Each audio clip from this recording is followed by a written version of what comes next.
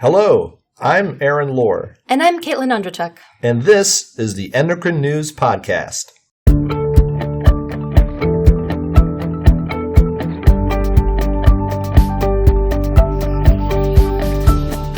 I was joined by Professors Remy Slama and Barbara Demonnet to learn about the recent EU resolution on endocrine disrupting chemicals. Dr. Remy Slama is an environmental epidemiologist. He is senior investigator at INSERM, the National Institute of Health and Medical Research, where he leads the INSERM Grenoble University Joint Research Team in environmental epidemiology applied to reproduction and respiratory health. Dr. Barbara Demonnet is a professor in the Comparative Physiology Laboratory within the Natural History Museum in Paris. She is an expert on thyroid function and endocrine disruption and maintains active roles in several EU research projects. She is also active with many international committees addressing thyroid hormone and endocrine disruption. I started this conversation by talking with Dr. Barbara Demonnet about her involvement in the outreach efforts by the Endocrine Society regarding EDCs. Well, the Endocrine Society has been exceedingly supportive, and that's been for a number of years now in this field. And the EU task force existed well before, but I've been chairing it for the last couple of years, I think. And I like to think that with the Endocrine Society support, we have really made some strong progress. We've had meetings with the people from the Commission. We've been present at the Parliament, and we've contributed to debates at multiple levels. And I think it's really a reflection, this resolution, and the fact that I was asked to write this report. Well, I think it primarily came from the fact that I wrote my books, but the fact that I was also present in the Endocrine Society task force no doubt played a role. And I think that the fact that we got to this resolution, it reflects this immense investment that the Endocrine Society has had and will continue to have in this arena in the future. And I think we've had setbacks, of course, but it's all been exceedingly positive. And this group of people, we started off with mainly with people from Germany, Italy, France, and now we've got obviously more Spanish people and things like this. But it really does show that when one combines forces with different people, then you can actually be much more effective. And we had a clear target. The Endocrine Society knew that it was going to be in Europe, that things could be changed once the REACH law had been passed. And so it was positive. And they did the right thing. They were very visionary. They were very prescient in the fact that they felt that it was only going to be in Europe where they could make their voices sufficiently heard. And experience has proven them right. Do you know of any future plans that the EU task force has in this area? Well, I have personally written to the Minister of Environment, and other members of the task force are writing to their ministers. So that's the short term. In the longer term, it will relate to what we can now expect following this resolution, things like that. This will be largely determinant in what we hope to do according to the way things pan out with the new parliament. Well, we've got the votes in now. We know that the Green Party did very well, especially at the European level. So, yeah, it's the third force in the parliament now. And so we know that we can count on their support. It was the advisor for the Green Party that put forward the resolution and the resolution was able to obtain this cross-party consensus. So we have a momentum now. You are both the two authors of a research paper requested by the European Parliament's Committee on Petitions to provide scientific evidence regarding the concept of endocrine disruption. So before we get into how this report influenced the recent EU resolution on EDCs, I'd like to hear a little bit more about EDCs themselves. Barbara, could you talk a little bit about the mechanisms of action, the main dangers, and the health effects associated with these EDCs?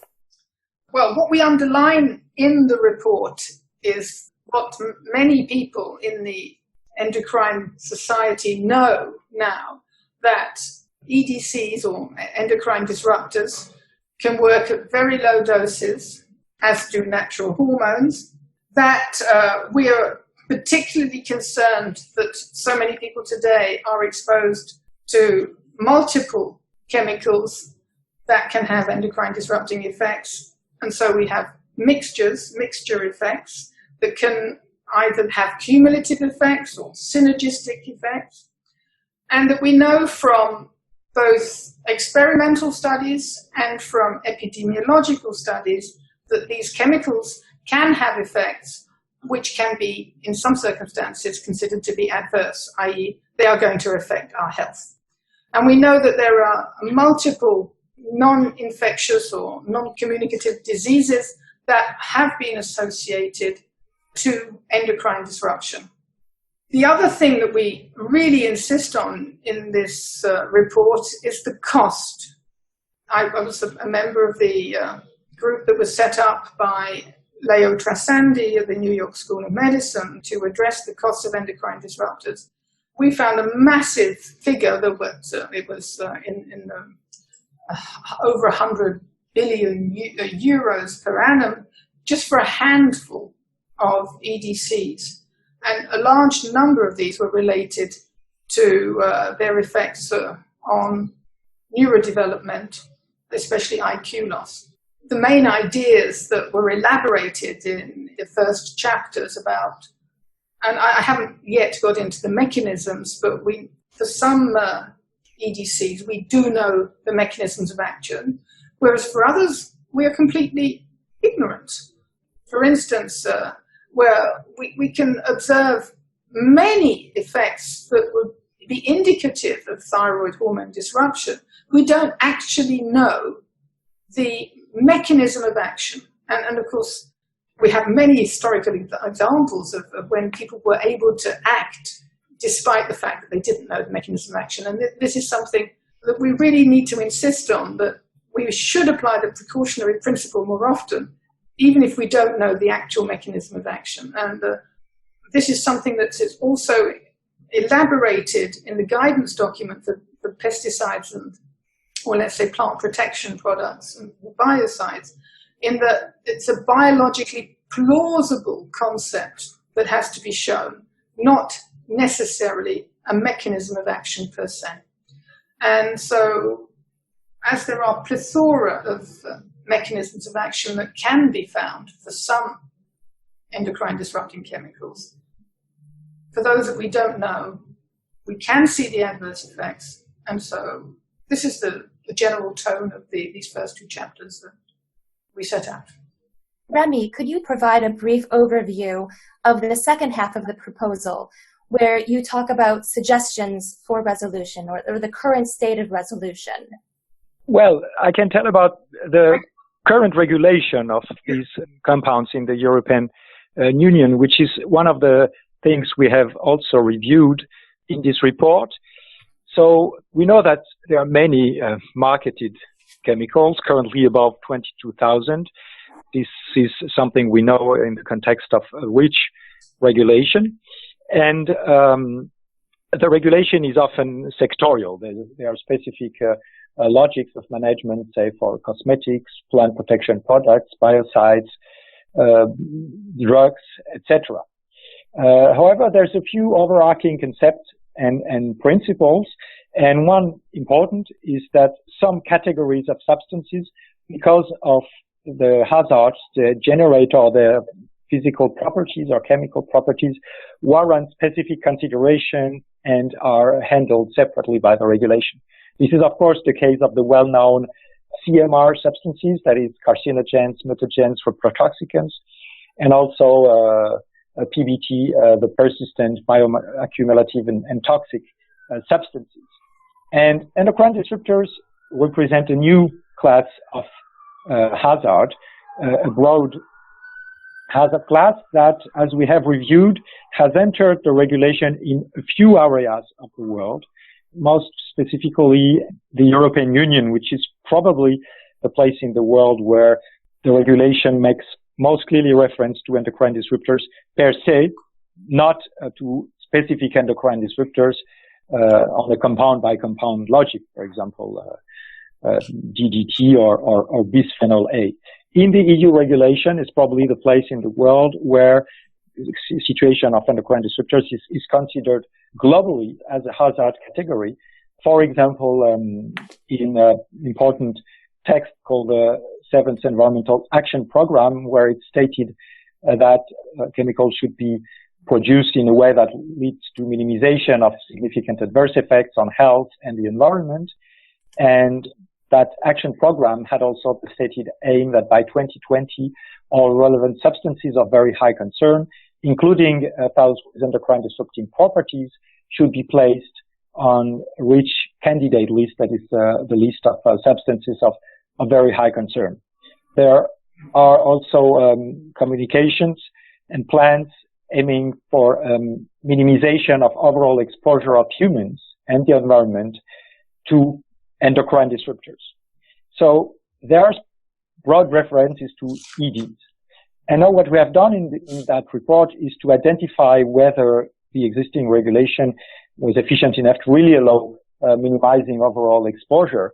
And we have considered that in order for exposure to be controlled and minimized, there were 5 main components required. The first one is to have a clear definition of the hazard we're talking about, so a clear definition of EDs in that case. You need to have validated tests to identify them. You need a guidance document to explain how to apply definition based on test results and scientific publication. Some algorithm of decision that allow to tell you if a substance can be recognized as an ED. Importantly, you need the tests to be compulsory, to be required in the regulation, so that a company wishing to market a product should, of course, be obliged to protect the information that would allow the environmental health agencies to say the substance is hazardous or not, is an ED or not. And the 5th condition is to have a management logic. Once you have answered the question, is this an endocrine disruptor? Is this likely to be an endocrine disruptor? You need to answer the question, what do I do with that? And in our review of the regulation, we have seen that in the case of the biocides and the plant protection products regulation, we were quite close in the European Union to have some of these 5 conditions satisfied.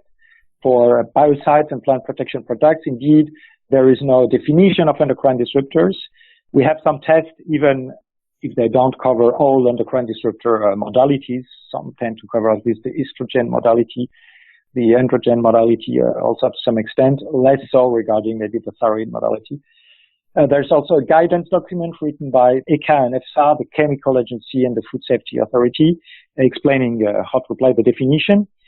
And there's a management logic that says that in the European Union, pesticide, basically a biocide or plant protection product, shouldn't be used if it contains an endocrine disruptor. It shouldn't be marketed unless exposure is negligible, which means that in practice the compound will not be authorized as a common pesticide if it's an endocrine disruptor. However, even in that sector, we have identified a limitation, which is that, at least for biocides, the test requirements were quite limited. It is not clear to us that a company wishing to market a potential pesticide will have to perform enough tests that will make it clear for the regulatory agency to say, well, this may be or this is an endocrine disruptor. And in other sectors, because as I've mentioned, the regulation is sectorial, then the situation is to some extent less efficient or coherent in that very often there's no definition of the hazard. The definition of endocrine disruptor currently, at least from a legal point of view, does not apply beyond biocides and plant protection products.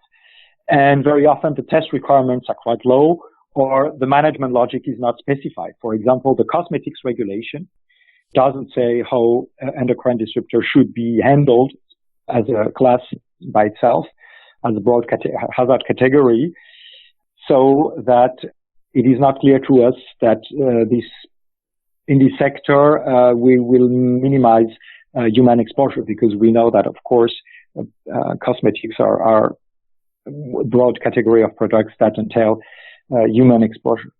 So we have done this work of inventory of the coherence of the regulation when it comes to really allowing to minimize human exposure and checking for which of the sectors the regulation was coherent. And it turned out that beside the area of biocide and plant protection product, most of the sectors were far from providing enough insurance that the regulatory agencies had enough information to really minimize human exposure in the specific sectors.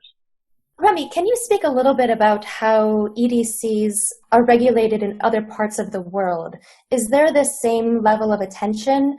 Can you talk a little bit about the contrast between how the EU is beginning to look at EDC regulation and what's happening in the rest of the world?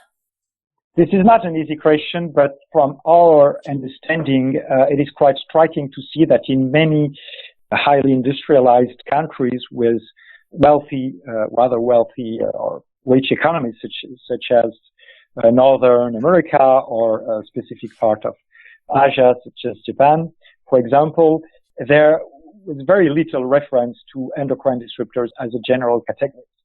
For example, this principle that is envisioned in REACH regulation that endocrine disruptors are a category of hazard of similar concern to the carcinogens or the mutagens or the reprotoxicants, to my knowledge, is unique to the European Union. It's even not easy to find, for example, a legally valid definition of endocrine disruptors in the law of many countries, so that I think for most of the world, endocrine disruptors are regulated on a compound-by-compound basis. This doesn't mean that populations are totally not protected from endocrine disruptors, but I would say that regulators haven't done the step of recognizing endocrine disruptors as a broad hazard category of concern, just like persistent compounds are or carcinogens are. And I think it's an important step because we are talking about tens of thousands of chemicals. And if you sometimes having a few broad categories where society says, well, this is the kind of hazard that we have to handle with more caution than other hazards, say just a compound that would be only a skin irritant, maybe. I think it is helpful both for societies and regulators. So clearly there's a contrast between the European Union, where endocrine disruptors have been mentioned as such probably from the very end of the 1990s, and at least as early as 2006 in REACH regulation or 2009 in the plant protection product regulation. And most countries in the world, maybe with the exception of Brazil, where to my knowledge they also have a regulation where pesticides should not contain endocrine disruptors. Yeah, I could add something to this too, in the sense that, like Remy, I'm often invited to places like South Korea, Japan, etc. And well, as there are restrictions now on the use of pesticides, which can be endocrine disruptors, in the use of these pesticides in other countries that exporting to the European Union, other countries are very much aware of the fact that the European Union is very much advanced, more than they are, in regulating endocrine disruptors. And one could also add to this that they are looking to the European Union to regulate, and that way they will be able to use the type of regulations that are applied in Europe to their own countries. I know this is the case, well, I don't know the case globally, but it has been said to me that, you know, in South Korea and in Japan, they are hoping that the European Union will take the lead, and then they can almost justify their own countries should do similar types of regulations. The resolution, as it is now, states that there is, quote, no valid reason to postpone effective regulation, and it called on the Commission to develop a concrete action plan and legislative proposals to remove endocrine disruptors from cosmetics, toys, and food packaging by June of 2020. What do you think needs to happen for this plan to actually take place? Well, maybe one thing is first to admit that we don't know everything about endocrine disruptors. There's still something to learn about the mechanisms of action or to the number of compounds that will be endocrine disruptors. But the fact that we don't know, as Barbara already mentioned, doesn't mean that we cannot take relevant actions. The situation is actually the same for carcinogens. Scientists are still every day providing evidence on the mechanisms of actions of carcinogens or identifying new carcinogens. But when it comes to the known carcinogens or the known mechanisms of action, there is no reason not to try to protect society from them. And the situation is similar for endocrine disruptors. So we already know a lot about the mechanisms of actions, and there are many clearly identified or suspected EDs with a strong level of evidence for which indeed it is possible to act. And so if, as the Parliament in that resolution taken shortly after we have presented our report is heard, then clearly we have suggested simple steps that could allow to really be closer to that logic of efficiently minimizing human exposure. The general principle would be to make sure first that there is a definition of endocrine disruptors valid across all sectors, and there's no reason to postpone that. The WHO has published a clear definition of endocrine disruptor, widely accepted by scientists as early as 2002, if not earlier.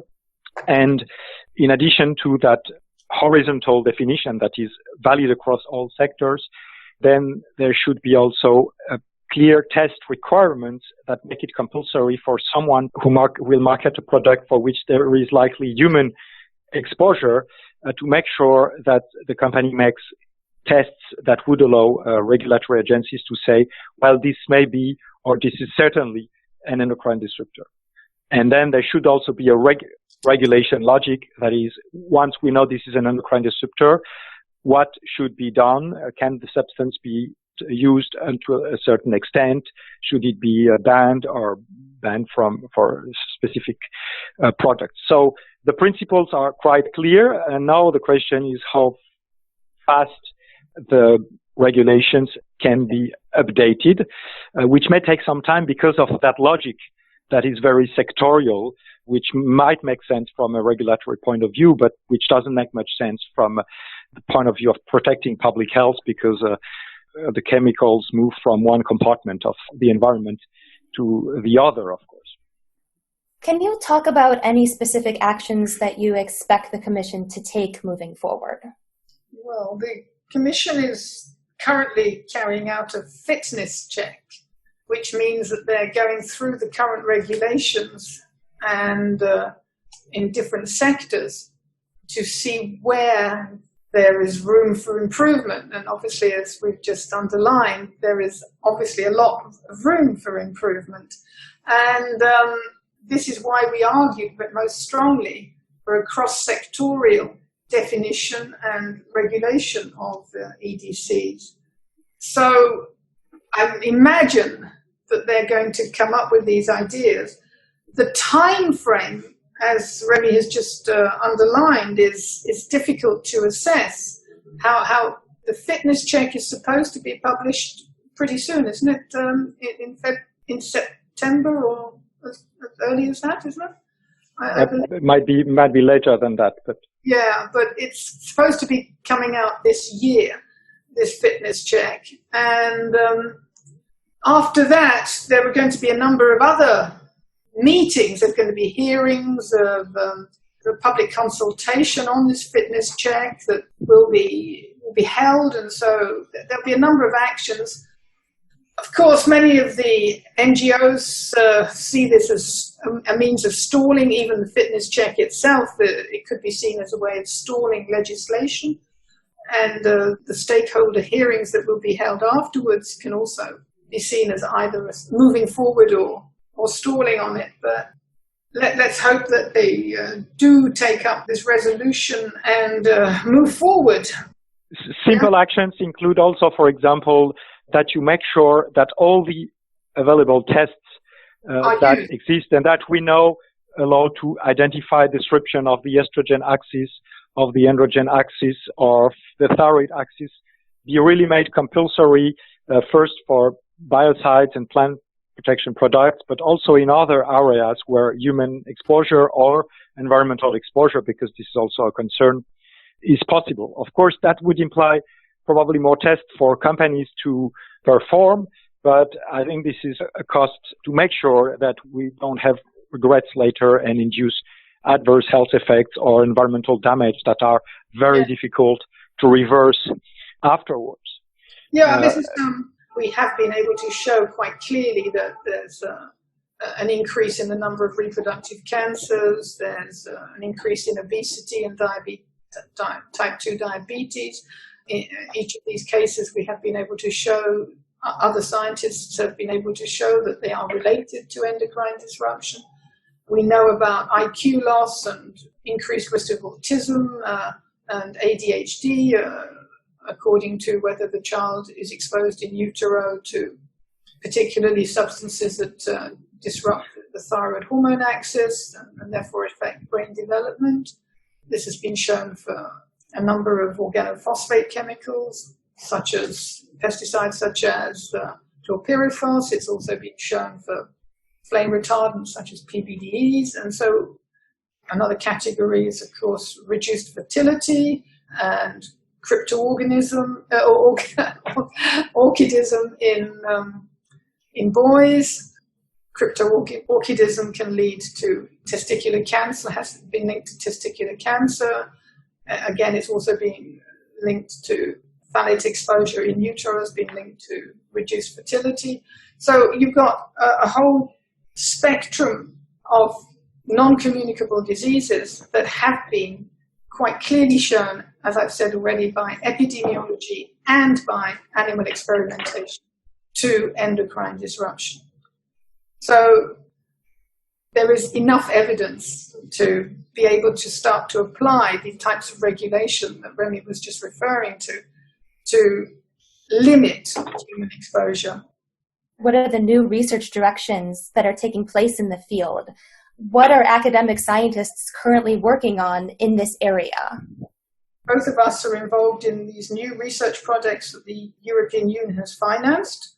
They've put up 52 million euros and they're funding 8 different projects.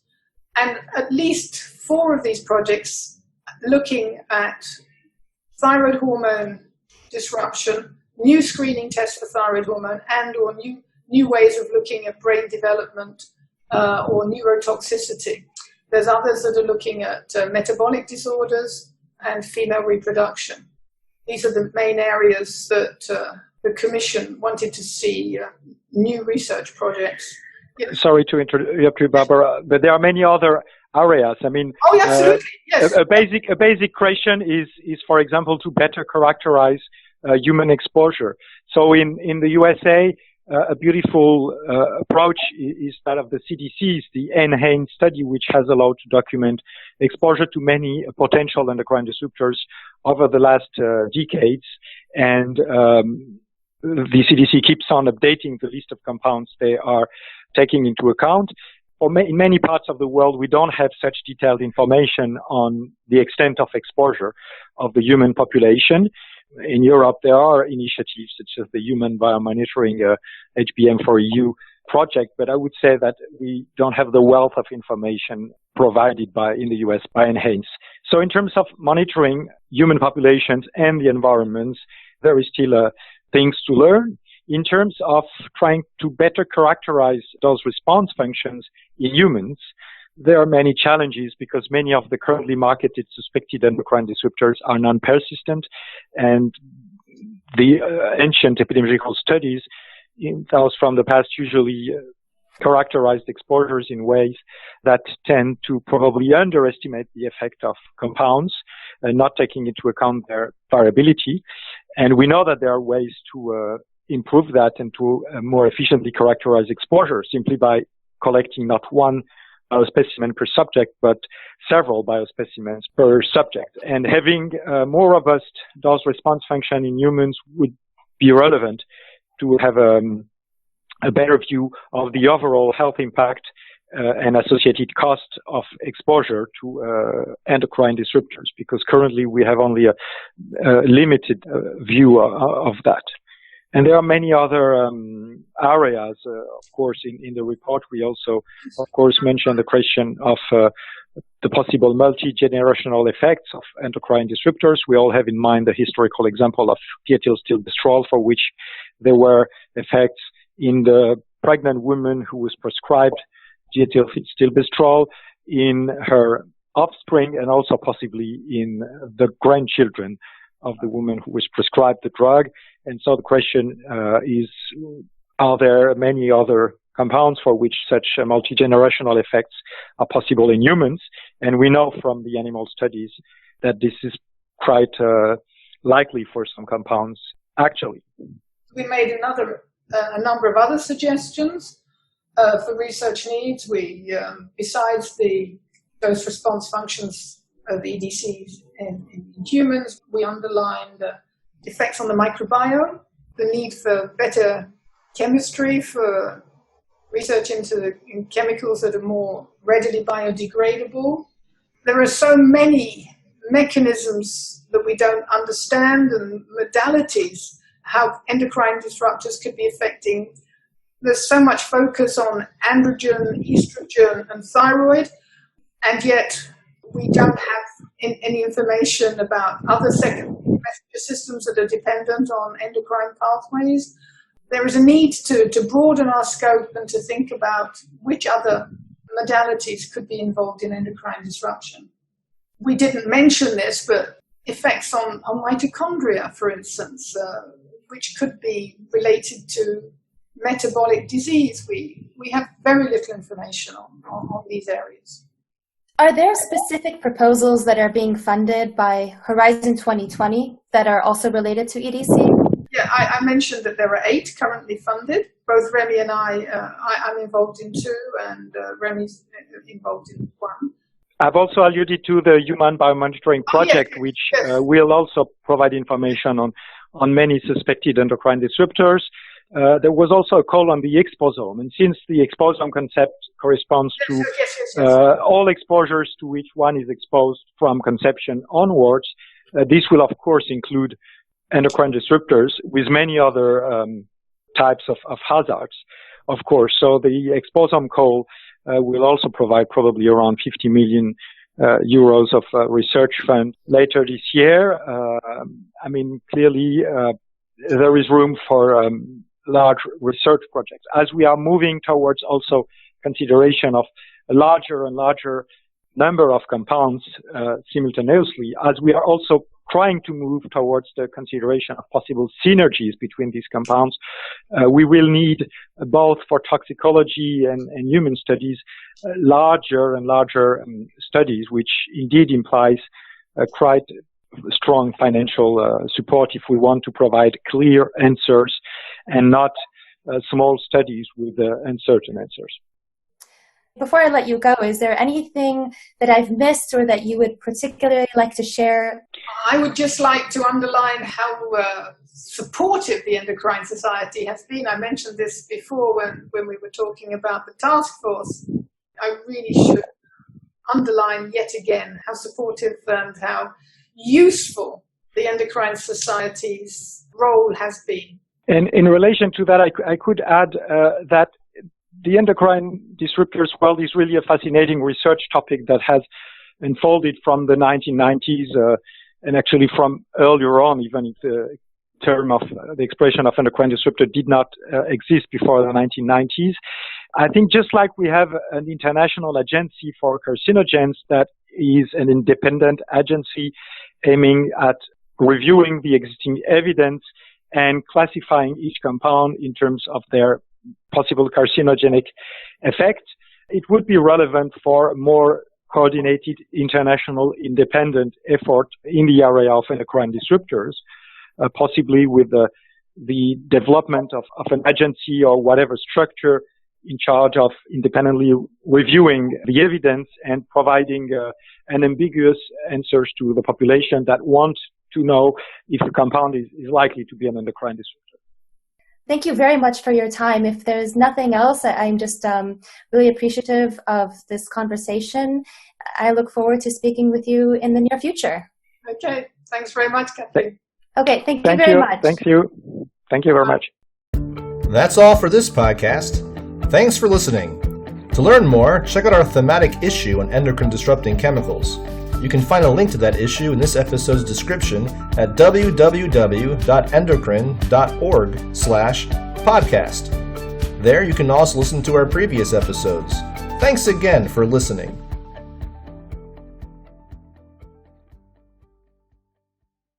Endocrine News podcasts are a free service of the Endocrine Society. To learn more or to become a member, visit the Society's website at www.endocrine.org.